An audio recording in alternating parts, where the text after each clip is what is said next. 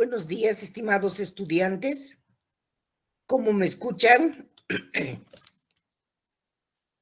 Buenos días, doctora. ¿Se escucha bien? Bien, en este día de paro vamos a procurar trabajar desde la virtualidad, no solamente la parte teórica, sino que también vamos a los grupos que tenemos prácticas conmigo el día de hoy, a través de la virtualidad, al igual que los otros profesores, nos vamos a poder ubicar. Bien, el día de hoy tenemos que comenzar el estudio de la genética de los microorganismos. Para hablar sobre genética de los microorganismos, tenemos que recordar algunos conceptos claros de cómo definir, cómo analizar la herencia. Les he mandado dos presentaciones que justamente tienen esta misión, este objetivo. Esta primera, que nos va a dar un pantallazo de lo que en realidad es la genética, no solo de los microorganismos, sino también la nuestra, ¿no es cierto? De todos los organismos vivos, por así decir. Entonces, si queremos hablar de organismos vivos y queremos hablar principalmente de microorganismos, tenemos que decir que los microorganismos comprenden también una secuencia completa de genes en los microorganismos. El conocimiento de la genética de los microorganismos nos va a permitir comprender mejor la patogenia, el daño que ellos pueden producir, con aplicaciones inclusive para prevenirlos en el futuro, para prevenirlos en el día, para encontrarlos en el diagnóstico.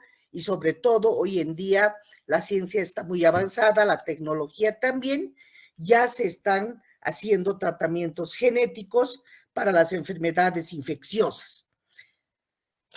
Habría que recordar antes de nada quién descubrió la genética microbiana. ¿Quién descubrió la genética microbiana? Simplemente para cultura general tienen que saber ustedes que una mujer, Esther Lederberg, hizo numerosos trabajos a lo largo de más de 50 años y descubrió principalmente en el año 2017, ha sido una científica esencial para la genética microbiana. ¿Por qué? Porque dijo que la unidad de herencia de la genética microbiana es el gen. No solo por eso, sino porque vio que los microorganismos eran los seres vivos que podían tener dos o más ácidos desoxirribonucleicos en sí. Los únicos que pueden tener RNA y DNA son los microorganismos. Las bacterias, los virus o son RNA o son DNA. Nosotros, ¿qué cosa tenemos? DNA. Las bacterias, en cambio, son los únicos que pueden tener DNA y RNA al mismo tiempo. Entonces, eso por favor que se les quede grabado. Ahora vamos a definir qué es el gen. Recordemos qué es un gen y para qué sirve. Un gen es aquel que va a llevar la información genética de las células, ¿no es cierto? En una secuencia de nucleótidos, ya sea para avalar el funcionamiento de una propiedad bioquímica del microorganismo o fisiológica específica. Y va a formar también lo que es un fenotipo. El fenotipo es aquel que contiene las propiedades estructurales y fisiológicas de un organismo. O sea, si yo quiero saber cuál es el color, por ejemplo, si habláramos de los seres vivos, quiero saber quién es el responsable del color de mis ojos, genéticamente hablando, el fenotipo. ¿Quién es el responsable del tamaño de mi persona? El fenotipo. O sea, son las características estructurales y fisiológicas de un organismo. Ese es el fenotipo. Y la base, lo mismo para las bacterias. Les va a conferir el fenotipo a las bacterias, la forma, si es coco, si es bacilo, si es espirilo. Y la base química para la variación de ese fenotipo va a residir en un cambio en los genes. Va va a tener que irse a ver hasta el genotipo. Entonces, existe fenotipo que se va a ocupar de las propiedades estructurales y fisiológicas y un genotipo, que es el cambio de la variación química de esa secuencia de nucleótidos. Si recordamos cómo se produce la replicación del cromosoma bacteriano, tenemos que hablar, por ejemplo, de la cadena de DNA. Sabemos que estas pueden tener una doble cadena, ¿no es cierto? Y tiene muchas enzimas.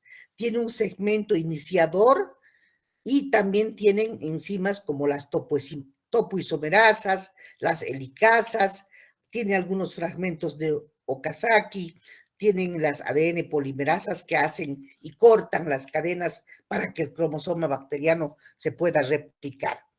Si recordamos también cómo entonces están organizados estos genes en el cromosoma bacteriano, tenemos que precisar que la molécula de DNA es bicatenaria. ¿Qué quiere decir bicatenaria? Que está compuesta por dos cadenas circulares que se encuentran al interior de las bacterias.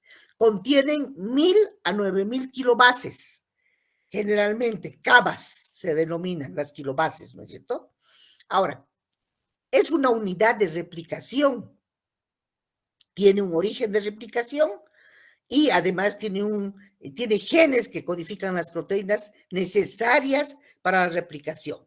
Entonces, acá tenemos el DNA cromosomal, miren, al interior de todo lo que es una bacteria, un bacilo en este caso. Esto no quiere decir que al interior de la bacteria puede encontrarse un plásmido, un fragmento cromosomal de otra bacteria. Eso significa un plásmido. Bien, entonces, la replicación del cromosoma bacteriano, ese que tiene las dos cadenas, puede ser semiconservativa y puede ser bidireccional. La pieza central es la ADN polimerasa. Esa es la que se va a ocupar, la enzima que se va a ocupar, actuando por el agregado de los desoxirribonucleótidos al extremo 3-oxidilo libre de una molécula que se utiliza como primer o cebadora, o iniciadora, si quieren. La DNA polimerasa también es una enzima que le confiere el ser correctora cuando las bases están mal apareadas. Adenina, guanina, citosina, timina, esas son las bases que muchas veces están cambiadas. Citosina, adenina. Entonces, la DNA polimerasa tiene la capacidad de corregir esas bases.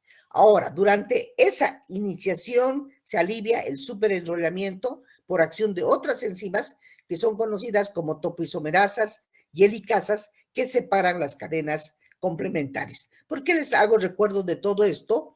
Porque la replicación del cromosoma bacteriano es semiconservativa. Entonces, quiere decir esto que una de las cadenas se puede copiar en forma continua, pero la otra debe hacerlo en fragmentos. Entonces, los fragmentos van a ser luego, después de que ya están copiados, unidos por la ligasa. Y los cebadores del RNA son removidos y los huecos son rellenados por la DNA polimerasa 1. Como ven, están actuando los dos ácidos nucleicos. Ahora, si resumimos, ¿quiénes son las enzimas de la replicación? Topoisomerasas y helicasas. ¿Qué hacen? Alivian el superenrollamiento y separan, abren las cadenas complementarias. La DNA polimerasa 3 se ocupa de sintetizar la nueva cadena de DNA, también tiene actividad de corrección o correctora cuando las bases están mal apareadas. La DNA polimerasa 1 es capaz de remover cebadores y rellenar los huecos de la cadena retrasada, y la ligasa puede unir los fragmentos de la cadena retrasada. Entonces, aquí podemos ver el cromosoma, los elementos genéticos extracromosomales. Aquí tenemos el cromosoma bacteriano y aquí tenemos algunos otros elementos extracromosomales también al interior de la bacteria, y estos son los que se conocen como plásmidos, y además estos plásmidos tienen episomas. Y estos episomas tienen hoy en día mucha importancia, al igual que los plásmidos, en la resistencia bacteriana. ¿Qué serán los plásmidos? Moléculas de DNA, también pequeñas, de doble cadena circular, también covalentemente cerradas, que llevan una pequeña parte de la información genética que no es esencial para la vida de la bacteria. Estos plásmidos tienen sus propios orígenes de replicación y se replican en forma autónoma. ¿Qué hace? ¿Para qué sirve un plásmido? Le confiere a las bacterias propiedades especiales que pueden representar una ventaja con respecto a las bacterias que no lo poseen.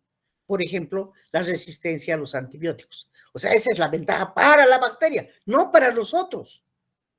Porque para nosotros hacen que nosotros seamos cada vez más resistentes y más resistentes a los antibióticos. Y no haya con qué curar las infecciones. Los plásmidos no son capaces de integrarse al cromosoma. Así tenemos que hablar de los episomas. ¿Y qué serán los episomas? Los episomas son plásmidos capaces de existir en la bacteria, integrado o no integrado en el cromosoma bacteriano. Entonces, pueden replicarse en forma autónoma, pero también pueden integrarse al cromosoma y duplicarse junto con el resto de los genes cromosómicos. Un mismo elemento genético puede existir como plásmido en una bacteria y como episoma en otra. Miren eso. O sea, hay muchas cosas en la genética que han sido tratadas de dilucidar por el experimento de Griffith.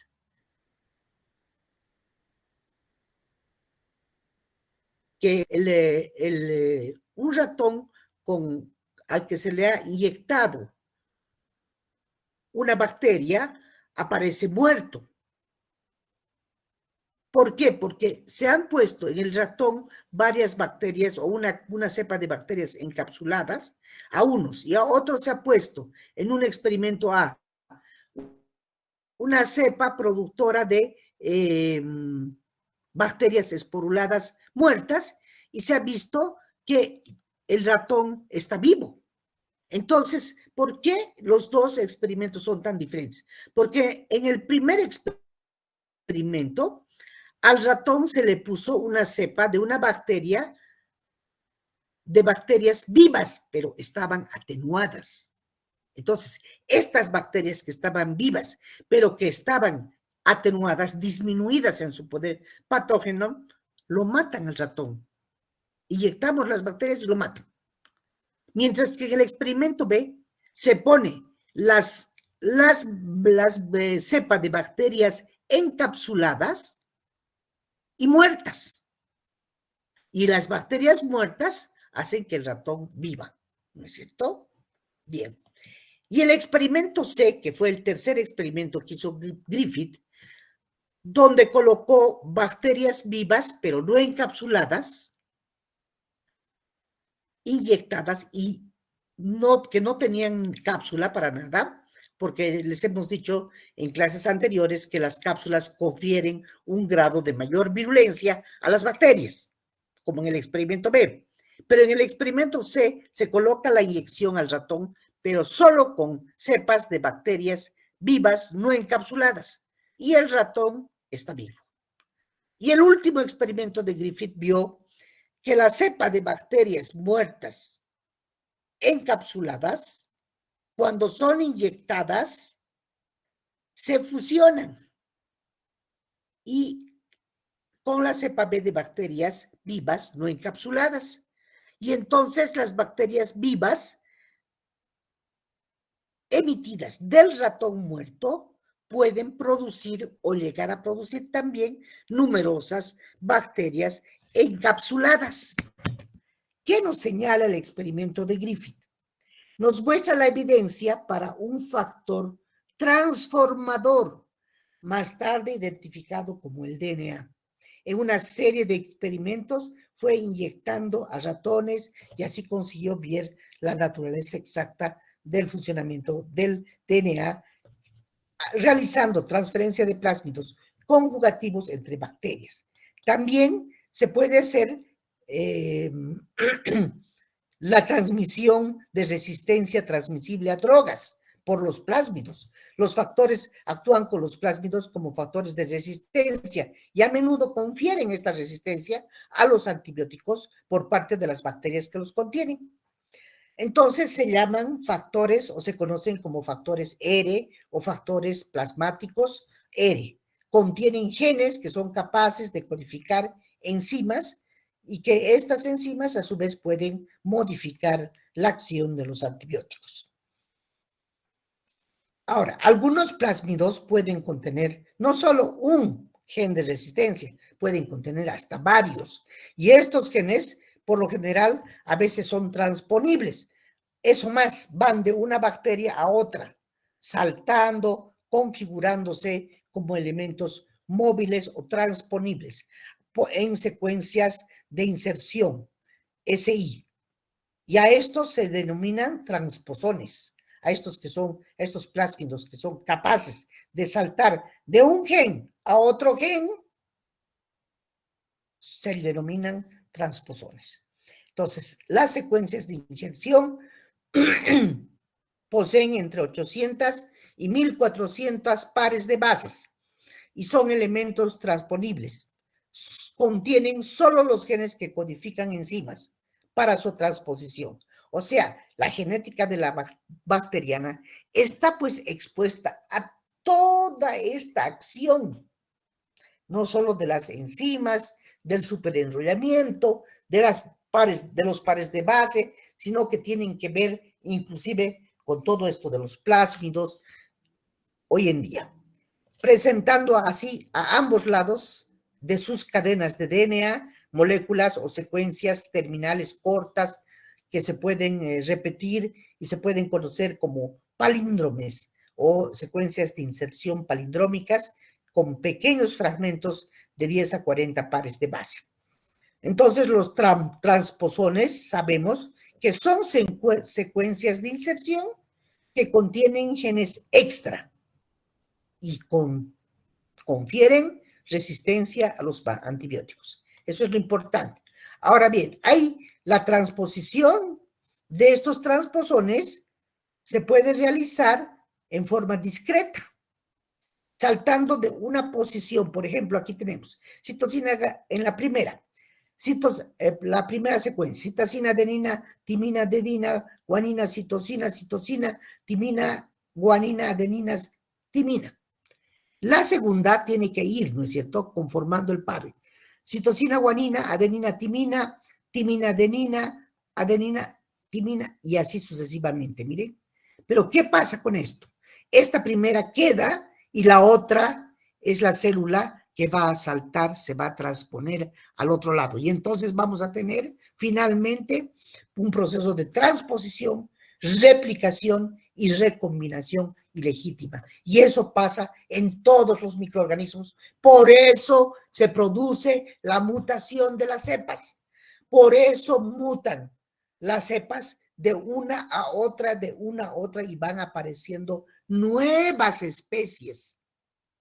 Puede quedar el género como único, pero las especies cada vez van transformándose porque los transposones son fragmentos discretos de cadenas de DNA que tienen esta propiedad de saltar de una posición a otra dentro del cromosoma o inclusive saltan al cromosoma de un plásmido y el plásmido vuelve a ingresar en otra bacteria y así sucesivamente, modificando el genoma de las bacterias.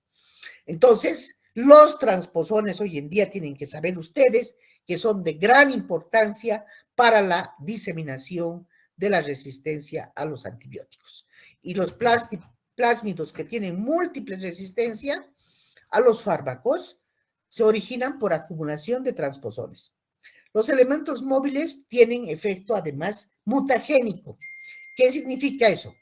Que al insertarse en un gen interrumpen la continuidad del código genético. Ahora, hay algunos transposones que contienen codones stop. Stop significa pare en inglés, ¿no es cierto? Entonces, esos codones stop, esos codones de paro, van a bloquear la traducción genética.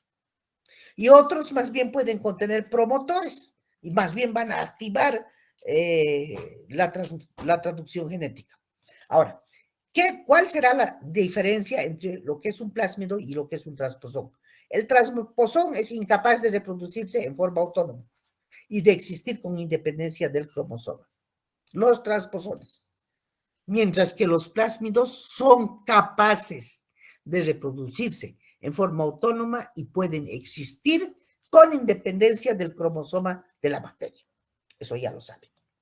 Ahora, entonces, definimos y nos quedamos con que genotipo es el conjunto de los caracteres genéticos de la que la bacteria posee, capaz de transmitir a la descendencia, y fenotipo es el conjunto de caracteres que se manifiestan por interacción del genotipo, pero con el medio ambiente. Estos son ejemplos de algunos fragmentos, por ejemplo, de moléculas que hacen que el operón inducible se pueda transcribir, se pueda traducir y pueda actuar sobre moléculas represoras con otras enzimas como la RNA polimerasa, permitiendo que no se una DNA. Entonces, todos estos mecanismos genéticos hacen las variaciones genotípicas de las mutaciones de las bacterias y de la transferencia de material genético de una a otra. Porque si una bacteria muta es porque tiene transferencia de material genético. Los seres humanos mutamos. ¿El DNA de un ser humano puede mutar? Claro que puede mutar también. ¿No es cierto? Si tuviéramos inclusiones de otros seres humanos. Pero no lo hacemos. Son problemas muy intrincados. En cambio, en las bacterias es increíble la cantidad de mutaciones que pueden encontrarse, al igual que en los virus. Y mutación se conoce como cualquier alteración permanente en la secuencia de DNA o cambio genotípico. Y estos son cambios ya hereditarios, que inclusive se pueden heredar. No necesariamente en las bacterias son irreversibles, ya que existen algunos mecanismos de reparación y reversión. Pueden ser en las bacterias mutaciones espontáneas o inducidas por agentes mutagénicos. Ahora, hay mutaciones del tipo de la sustitución, cuando se puede sustituir una base por la otra. O sea, por lo menos, por ejemplo, se puede sustituir una pirimidina por una purina. ¿Y por qué? ¿Qué le ha pasado? ¿Cuál es el agente causal para esa mutación? Puede ser una radiación ultravioleta, puede ser que un agente desaminante, alquilante, o puede inclusive ser una sustitución espontánea. Y la consecuencia es que se va a formar un codón sin sentido con un péptido trunco. Hay otros cambios de mutación, que son la transversión, otros la delección, cuando se pierde un par de bases, y la adición, cuando más bien se suma un par de bases más. Y hay inversión también. Entonces, para que ustedes estén conformes, aquí les traigo, miren, este cuadrito que nos muestra, primero, este es el DNA de un segmento del DNA de una bacteria, de 3' a 5'. Aquí tenemos una secuencia de pares de base. Y acá tenemos sus pares, ¿no es cierto? Miren, 3' con citosina, guanina, adenina, timina, timina, adenina, citosina, guanina, adenina, timina, timina, adenina, citosina, guanina, adenina, timina, timina, adenina. Esta será la cepa normal o la cepa salvaje.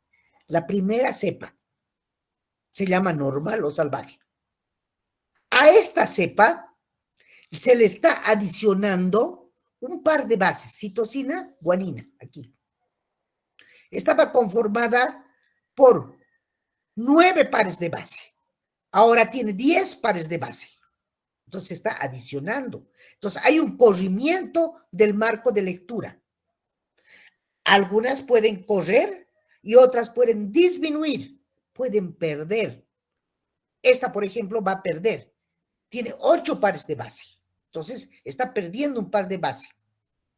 Entonces miren cómo pueden ser las mutaciones, en más o en menos. Y otras se pueden sustituir. En vez de que sea citosina guanina, se puede hacer timina adenina. Entonces aquí está sustituyéndose. Entonces hay diversas causas para llevar a cabo estas mutagénesis, sobre todo por los agentes físicos, como la luz ultravioleta, las radiaciones de alta energía, agentes químicos que van a modificar purina,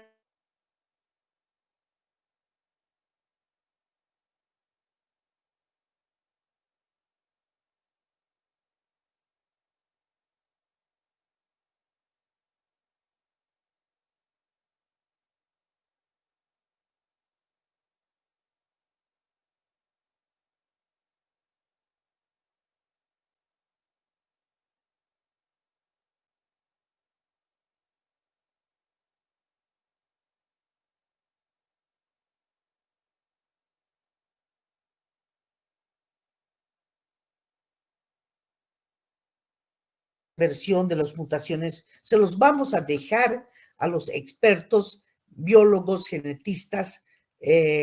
Nosotros no vamos a ir tan adentro. Simplemente esto que hemos hablado es para que ustedes tengan en cuenta cómo puede haber inclusive reversión en las mutaciones. Y cuando hay una reversión de un organismo mutante, se puede recuperar su fenotipo salvaje por una segunda mutación y se llamará retromutación. Ahora, la transferencia de material genético en las bacterias se realiza por 3 mecanismos: la transformación, la conjugación y la transducción.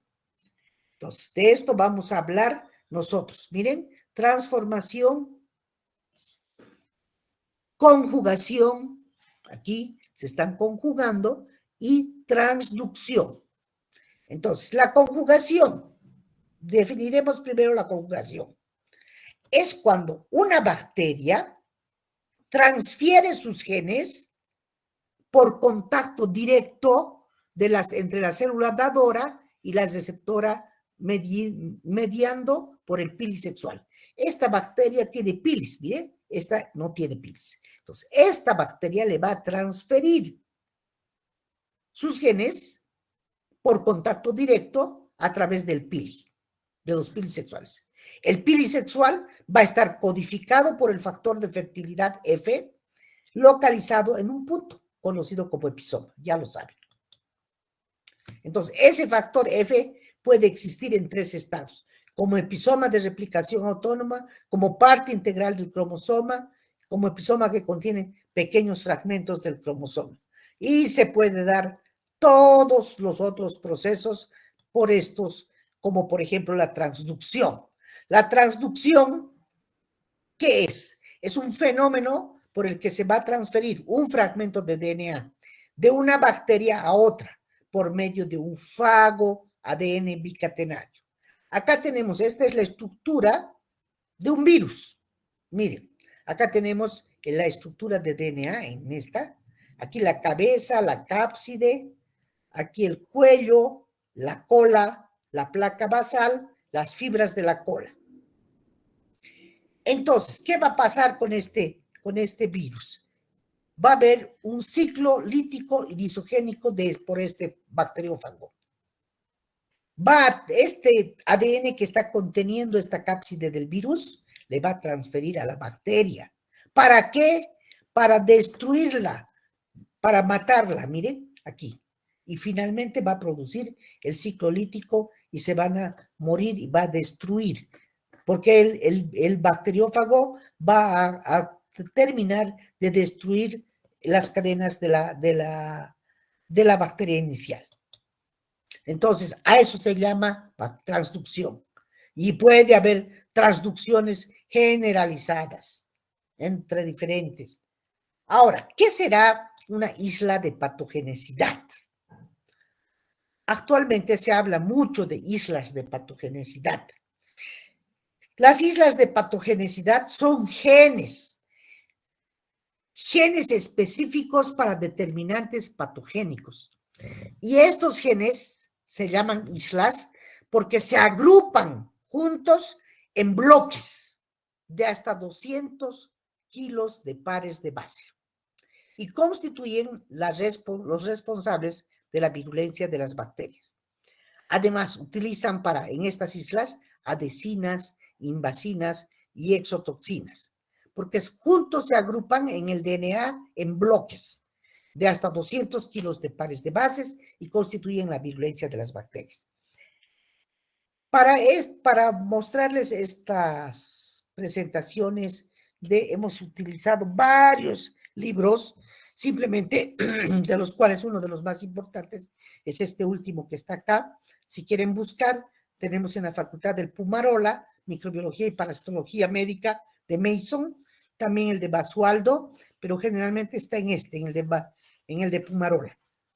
Pero con esto no concluimos nosotros. Debemos ir a ver la genética de otro tipo de microorganismos, de otra presentación que voy a mostrarles enseguida. Simplemente este ha sido un pantallazo de lo que es y cómo se lleva a cabo la presentación de los microorganismos a través de sus genomas. Entonces vamos a postear nuevamente el otro fragmento. Vamos a ver la otra parte, la parte de la genética 2, genética microbiana. Vamos a ver si es esta.